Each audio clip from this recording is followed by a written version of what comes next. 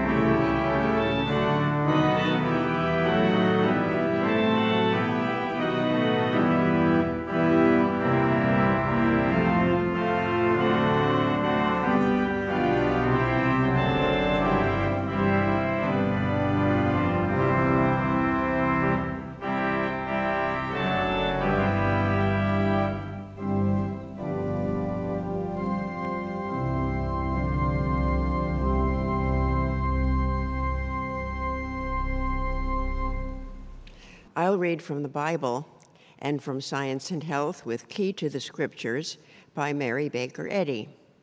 The subject of this evening's readings is work. The Bible, Ecclesiastes. I said in mine heart, God shall judge the righteous and the wicked, for there is a time there for every purpose and for every work. Matthew. He that hath ears to hear, let him hear. The Son of Man came eating and drinking, and they say, Behold, a man gluttonous and a winebibber, a friend of publicans and sinners. But wisdom is justified of her children. Then began he to upbraid the cities wherein most of his mighty works were done, because they repented not. Woe unto thee, Chorazin! Woe unto thee, Bethsaida! For if the mighty works which were done in you had been done in Tyre and Sidon, they would have repented long ago in sackcloth and ashes. But I say unto you, it shall be more tolerable for Tyre and Sidon at the day of judgment than for you. And thou, Capernaum, which art exalted unto heaven, shalt be brought down to hell. For if the mighty works which have been done in thee had been done in Sodom, it would have remained until this day. But I say unto you, that it shall be more tolerable for the land of Sodom in the day of judgment than for thee. At that time Jesus answered and said, I thank thee, O Father, Lord of heaven and earth, because thou hast hid these things from the wise and prudent, and hast revealed them unto babes. Even so, Father, for it seemed good in thy sight. All things are delivered unto me of my Father, and no man knoweth the Son but the Father. Neither knoweth any man the Father, save the Son, and he to whomsoever the Son will reveal him. Come unto me, all ye that labor and are heavy laden, and I will give you rest. Take my yoke upon you and learn of me, for I am meek and lowly in heart, and ye shall find rest unto your souls. For my yoke is easy, and my burden is light. John. And when even was now come, his disciples went down unto the sea and entered into a ship, and went over the sea toward Capernaum. And it was now dark, and Jesus was not come to them. And the sea arose by reason of a great wind that blew.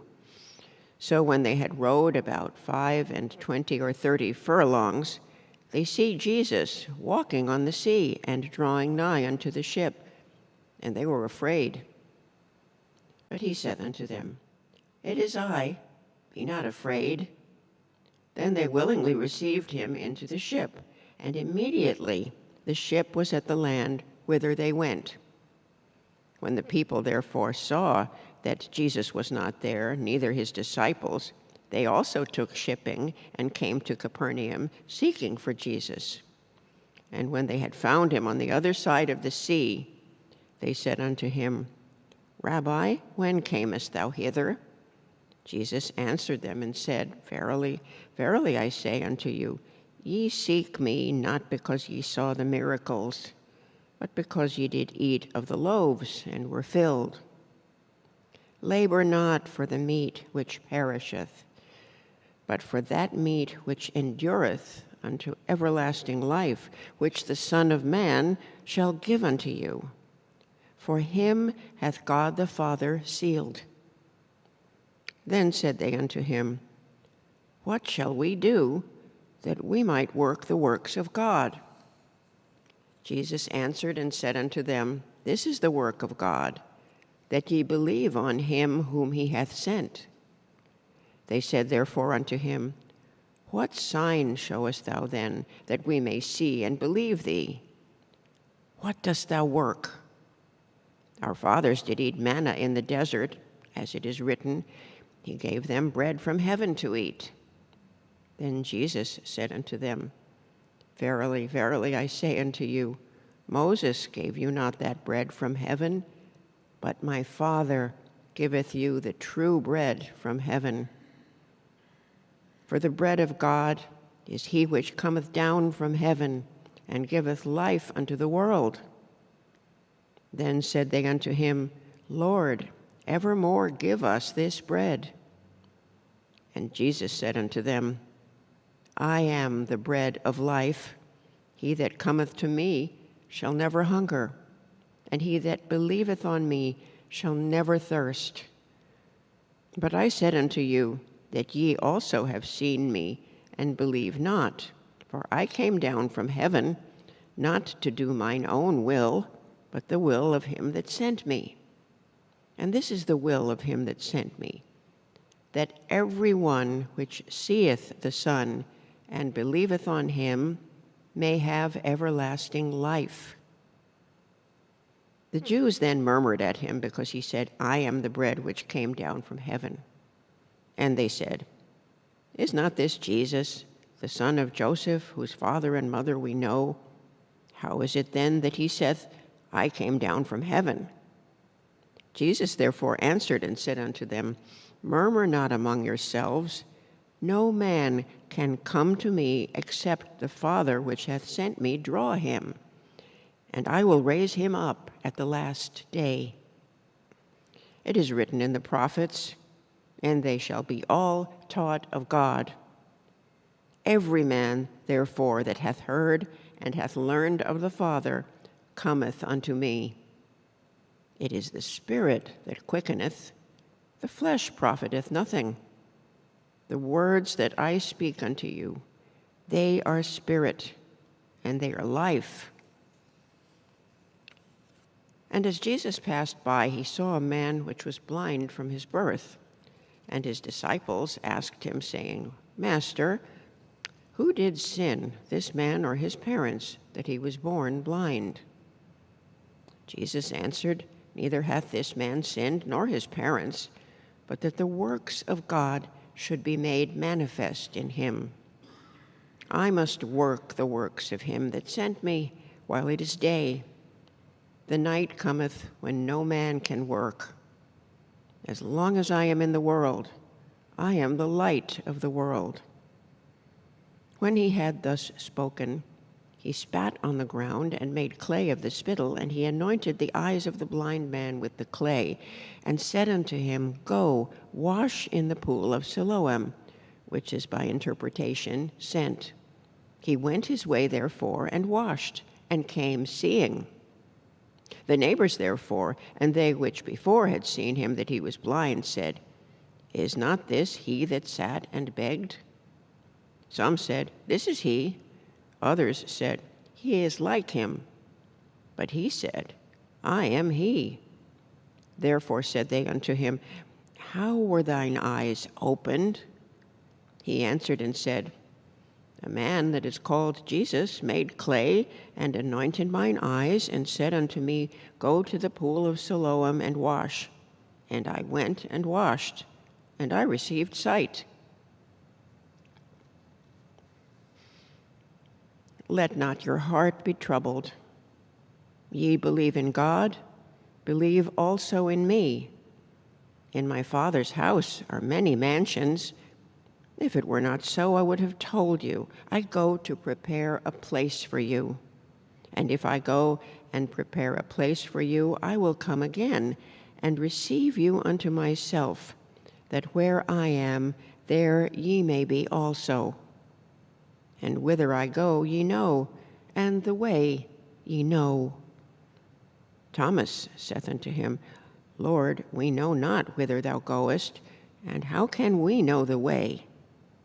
Jesus saith unto him, I am the way, the truth, and the life. No man cometh unto the Father but by me. If ye had known me, ye should have known my Father also. And from henceforth ye know him and have seen him. Philip saith unto him, Lord, show us the Father, and it sufficeth us. Jesus saith unto him, Have I been so long time with you, and yet hast thou not known me, Philip? He that hath seen me hath seen the Father. And how sayest thou then, Show us the Father? Believest thou not that I am in the Father, and the Father in me? The words that I speak unto you, I speak not of myself, but the Father that dwelleth in me, he doeth the works.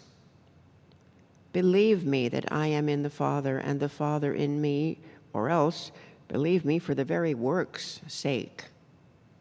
Verily, verily, I say unto you, he that believeth on me, the works that I do shall he do also, and greater works than these shall he do, because I go unto my Father. And whatsoever ye shall ask in my name, that will I do, that the Father may be glorified in the Son. If ye shall ask anything in my name, I will do it. If ye love me, keep my commandments. And I will pray the Father, and he shall give you another Comforter, that he may abide with you forever, even the Spirit of truth, whom the world cannot receive, because it seeth him not, neither knoweth him. But ye know him, for he dwelleth with you, and shall be in you. I will not leave you comfortless. I will come to you. Yet a little while, and the world seeth me no more. But ye see me. Because I live, ye shall live also. At that day ye shall know that I am in my Father, and ye in me, and I in you. Then Jesus said unto them, Verily, verily, I say unto you, the Son can do nothing of himself, but what he seeth the Father do. For what things soever he doeth, these also doeth the Son likewise. For the Father loveth the Son, and showeth him all things that himself doeth. And he will show him greater works than these, that ye may marvel. Philippians. I can do all things through Christ, which strengtheneth me. Romans. And we know that all things work together for good to them that love God, to them who are the called according to his purpose.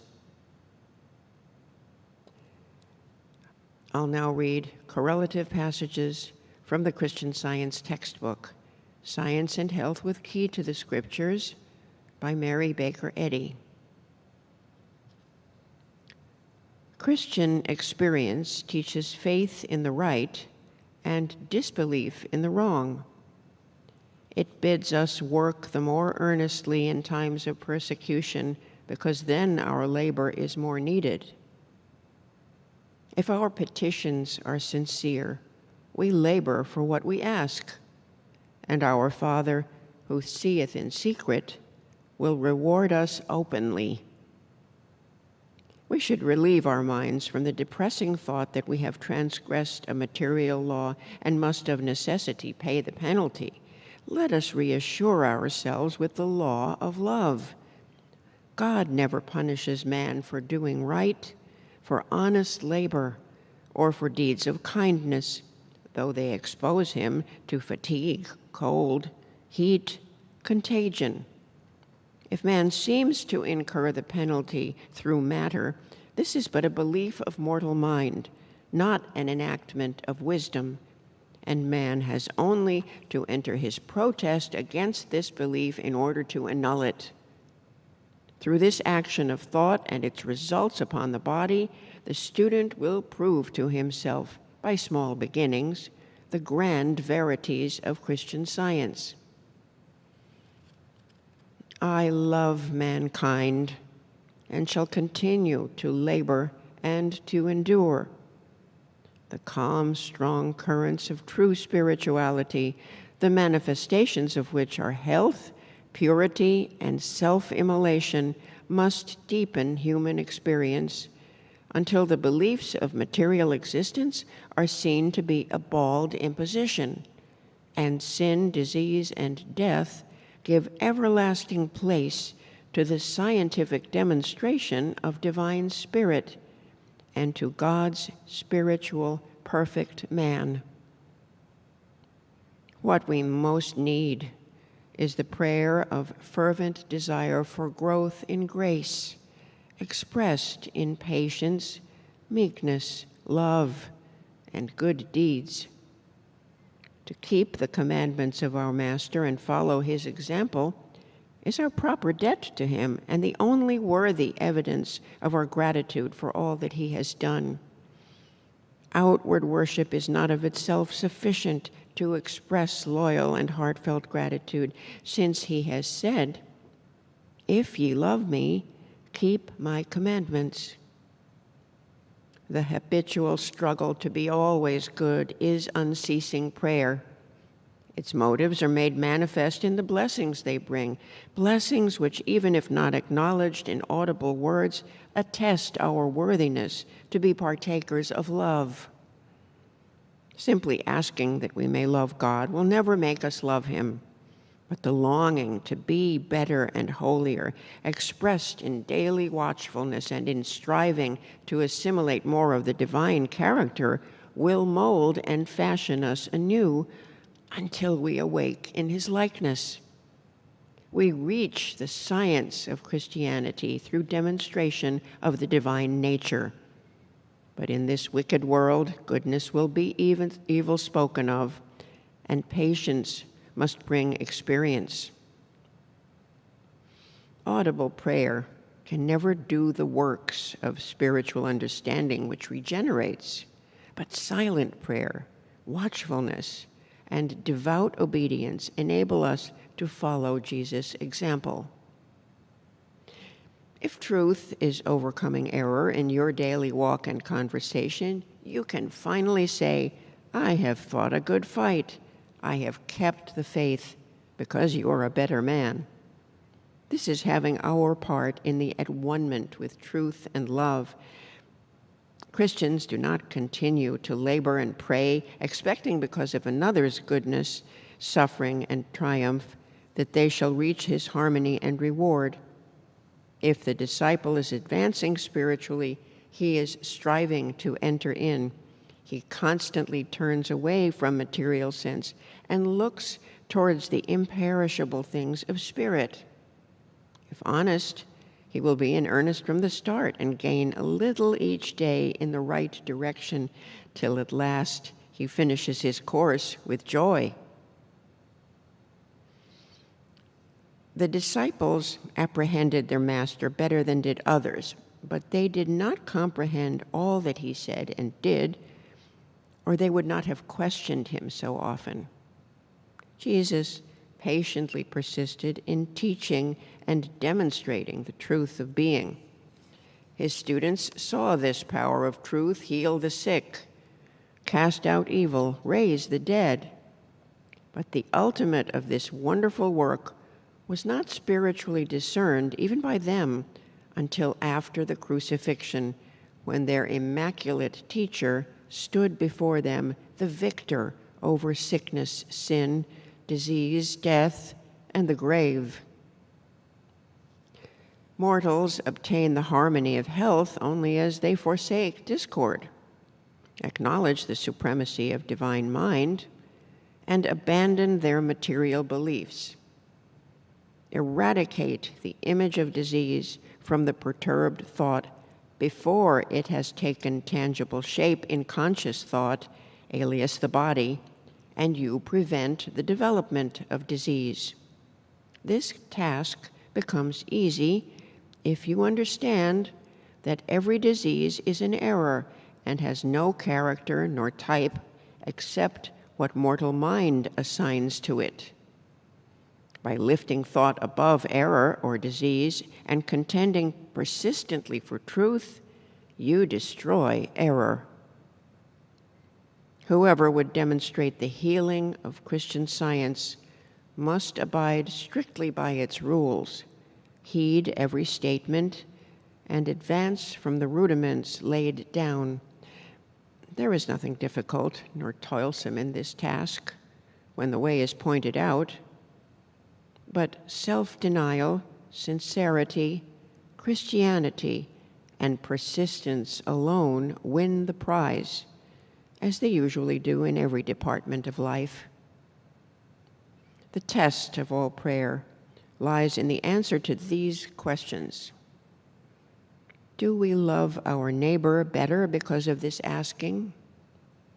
Do we pursue the old selfishness, satisfied with having prayed for something better, though we give no evidence of the sincerity of our requests by living consistently with our prayer? If selfishness has given place to kindness, we shall regard our neighbor unselfishly and bless them that curse us. But we shall never meet this great duty simply by asking that it may be done. There is a cross to be taken up before we can enjoy the fruition of our hope and faith. When will Jesus' professed followers learn to emulate him in all his ways and to imitate his mighty works? Those who procured the martyrdom of that righteous man would gladly have turned his sacred career into a mutilated doctrinal platform. May the Christians of today take up the more practical import of that career. It is possible, yea, it is the duty and privilege of every child, man, and woman to follow in some degree the example of the Master by the demonstration of truth and life, of health and holiness. It is proverbial that Florence Nightingale and other philanthropists engaged in humane labors have been able to undergo without sinking fatigues and exposures which ordinary people could not endure. The explanation lies in the support which they derived from the divine law rising above the human. The spiritual demand quelling the material supplies energy and endurance surpassing all other aids, and forestalls the penalty which our beliefs would attach to our best deeds. Let us remember that the eternal law of right, though it can never annul the law which makes sin its own executioner, exempts man from all penalties but those due for wrongdoing. Constant toil, deprivations, exposures, and all untoward conditions, if without sin, can be experienced without suffering. Whatever it is your duty to do, you can do without harm to yourself. Question: how can I progress most rapidly in the understanding of Christian Science? Answer: study thoroughly the letter and imbibe the spirit. Adhere to the divine principle of Christian Science and follow the behests of God, abiding steadfastly in wisdom, truth, and love. In the science of mind, you will soon ascertain that error cannot destroy error. You will also learn that in science there is no transfer of evil suggestions from one mortal to another, for there is but one mind, and this ever-present, omnipotent mind is reflected by man and governs the entire universe. You will learn that in Christian Science, the first duty is to obey God, to have one mind, and to love another as yourself. We all must learn that life is God. Ask yourself, am I living the life that approaches the supreme good? Am I demonstrating the healing power of truth and love? If so, then the way will grow brighter unto the perfect day. Your fruits will prove what the understanding of God brings to man. Hold perpetually this thought, that it is the spiritual idea, the Holy Ghost and Christ, which enables you to demonstrate with scientific certainty the rule of healing, based upon its divine principle, love, underlying, overlying, and encompassing all true being.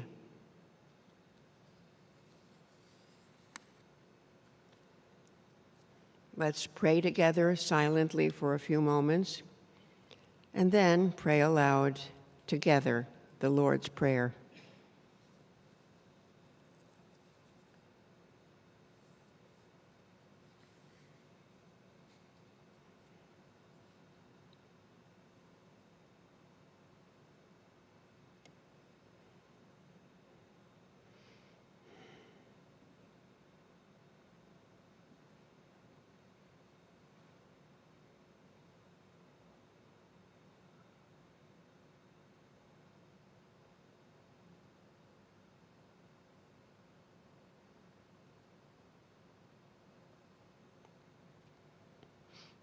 Our Father, which art in heaven, hallowed be thy name. Thy kingdom come.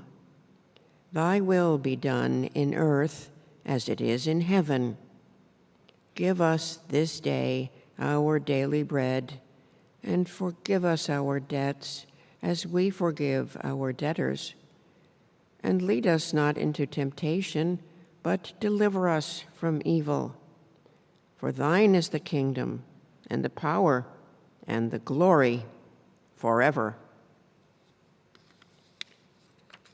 Let's sing hymn number 41, 41.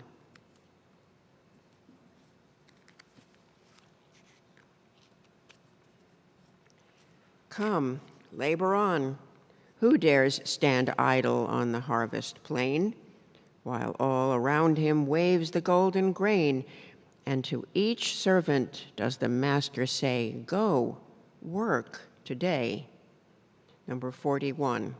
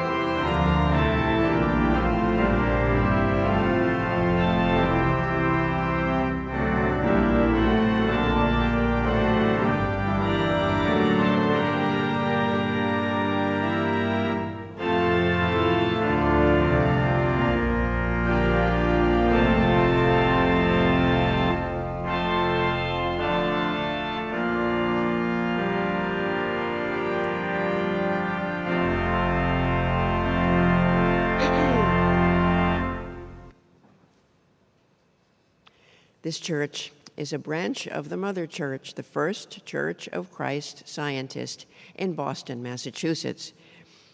We hold Sunday services at 11 a.m. and Wednesday testimony meetings at 7:30 p.m. We also have services in Spanish, Sundays at 12 noon and Wednesdays at 6:30 p.m. All services are held in person and online, and all are welcome. Third Church offers Sunday school classes in person and online for children and teens. These free one-hour classes are available each Sunday. At Sunday school, students learn how much God loves them and cares for them. They also learn about the Bible characters and lessons and the healing power of prayer. For more information on times and classes, please send us an email, thirdchurch@thirdchurchnyc.com. Replays are available on our website in English and Spanish of many inspirational talks. Please visit the website at thirdchurchnyc.com. This meeting is now open for all to share experiences of healing and spiritual insights that prove God's ever-presence and power in their lives. If you're listening by telephone and would like to speak, press *6 and wait until your line is unmuted. Please speak directly into the microphone of your phone. Your message will be easier to hear if you do not use the speaker function. And to avoid feedback, please have only one device on at a time. If you're watching via Zoom, you can choose the raise your hand icon or unmute yourself and speak.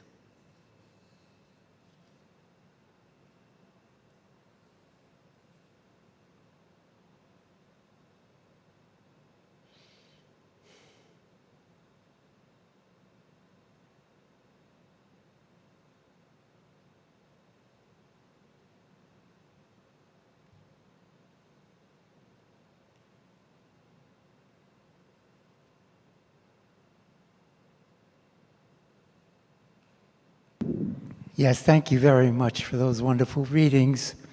And it's interesting, New York City is the work capital of the world, by the way. And I've often thought of that, but that it is the work capital of the world. And I've spent, the readings talked about the children of Israel wandering through the wilderness and being fed with the manna from heaven. And I realized I worked for, over 30 years just as a contractor.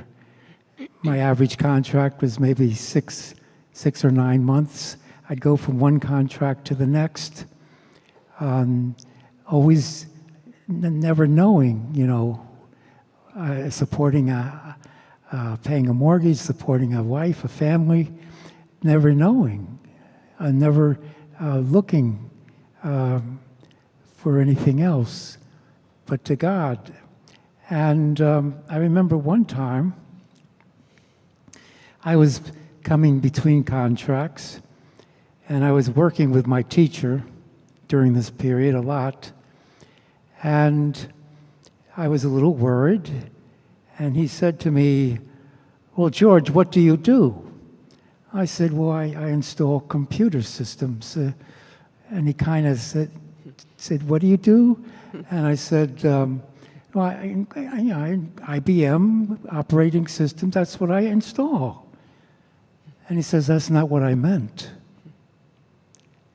He said, "Jesus said, 'My Father worketh hitherto, and I work.'" Oh. My job is simply to see, your job is simply to see what your Father has already done. Oh. And now I say that every morning when I wake up before I start my day, which I'm still working, that my only job today is to see what my Father's already done. And it's a wonderful thought. Our teacher loved to ask questions that got right at the root of the problem. And so I'm very grateful for his insight and his help. I'm grateful for this wonderful truth in Christian Science. Our only job ever is simply to see what our Father has already done. Thank you. Thank you.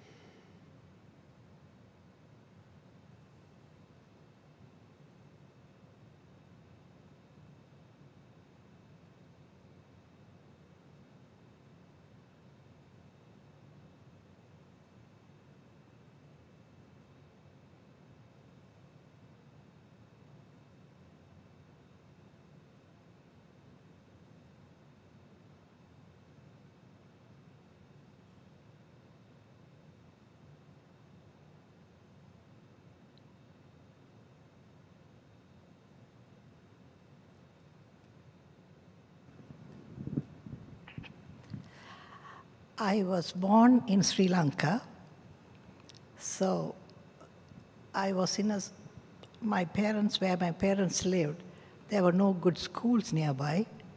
So they put us in far away in a convent run by the Irish nuns. So I was in the boarding school. So when I left that school, one friend gave me a New Testament and a picture of Jesus. I said, okay, I'll take it. And when I came to India to do my college, there too I was in the boarding. So when I went into my room, there was a shelf. So on the shelf, I put the New Testament and I put the picture of Jesus. And every morning when I get up, I have my shower and then light a candle and pray to Jesus and just take the New Testament and open, and whatever hits my eye, I read that and I put it back. So this was my practice every day. My father would send every 3 months money to my uncle's place, who was living near the college. He was a police inspector. So I would go and collect the money and come to college and pay my fees and keep my pocket money. Once, I did not go because all my friends were going for a movie. So I wanted to go for the movie with them. So I said, okay, I'm not going to get the money now. I'm not going to go to my uncle's place today. I'm going for the movie. So I told my friends, I'm coming with you all for the movie. But when I went into my room to see, there was not a single penny. So I was kind of ashamed to tell my friends that I don't have the money. So I just lit the candle and I prayed. I said, God, please, I want to go for the movie, but I don't have any money here. After praying sincerely, I prayed. Then I lifted the New Testament to read. Under that, the exact movie fare and the bus fare were there. So that was a miracle in my life. Thank you. Thank you.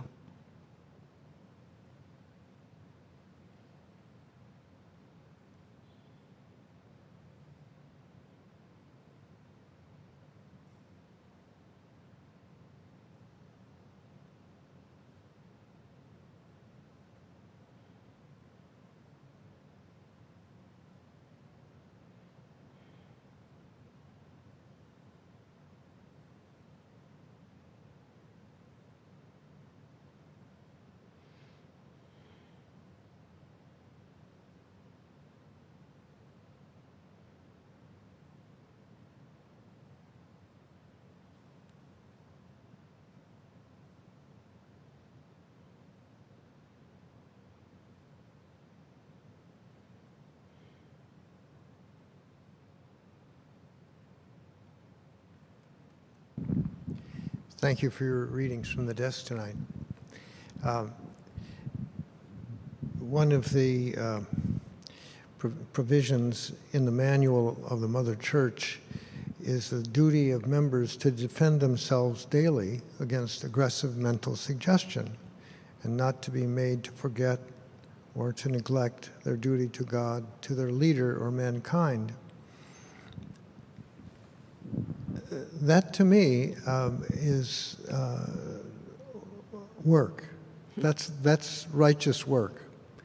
And it's so contemporary. I mean, we hear stories about misinformation, and I noticed today that the New York State Bar was having a webinar or a talk on selectively listening to media, not to be misled.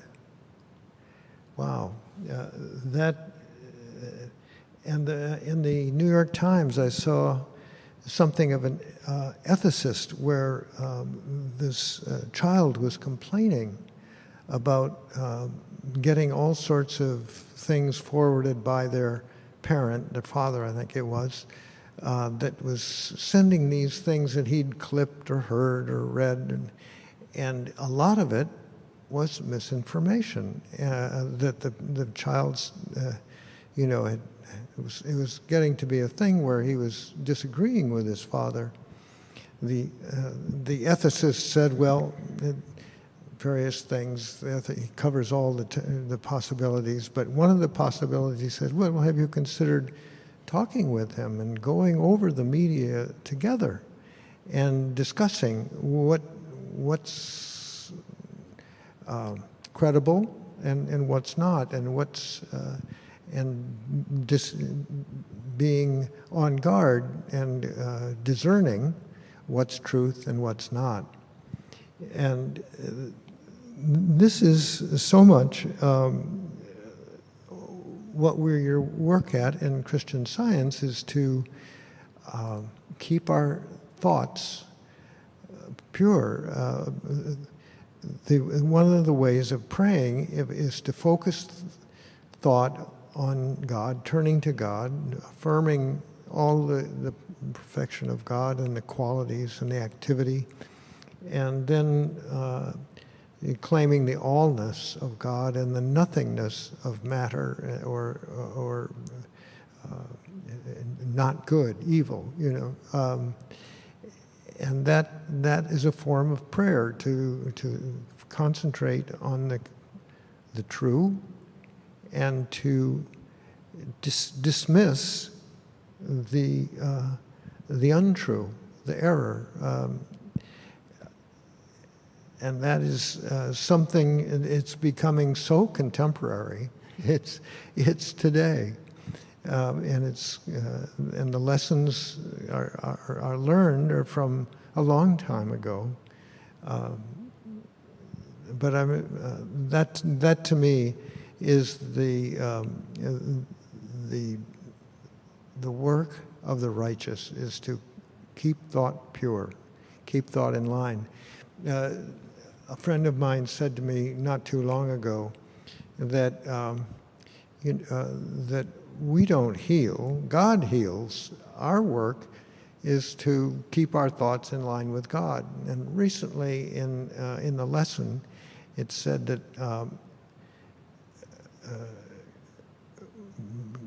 God will heal, or man will heal when he is governed by God. That God is the healer, and when we're governed by God, our thoughts, in accord with the Father, will be healing thoughts. And this also is the nature of prayer and work in science. And, you mentioned about prayer, this in your readings this evening, and that is my understanding of one aspect, or one perception of prayer. Thank you.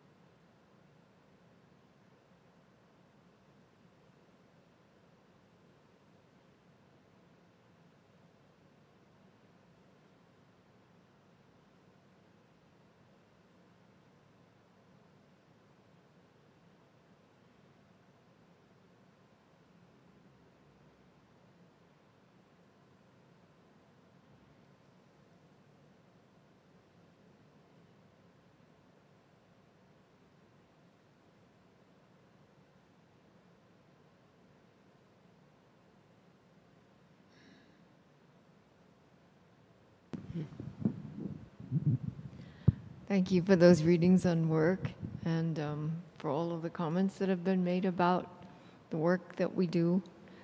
And this is just a brief sharing about an idea that I've had that relates to some of the things that have been touched on, like media and what we allow into our thoughts and how we work to protect our thought. And there's a lot to be concerned about with media and social media and things like that. But one of the things that I've noticed is really good about it is that for me, it's always been kind of a simple but powerful truth that if we look for good, we usually find it. And if we look for something else, we usually find that. And Instagram has made that so obvious now that it's possible to completely curate your world. And I use Instagram a lot because I'm an artist and you need that to post your work. And that's mostly what I use it for. And so it's mostly images. But there are other things that come up. But the wonderful thing about the logarithms they use is that they give you what you're looking for. And they are able to control it so carefully that if you just pause for a second longer on some video or something, then you get 5 more just like it. And I like all of the posts and the videos that are beautiful. I used to love the animal rescue ones, but now I notice that they're mostly AI, so I don't watch those anymore. But the point is that because it watches what I spend time on, what I pause to notice and enjoy, I get more of it. So when I go on Instagram, my world on Instagram is probably very different from somebody else's world on Instagram, but I'm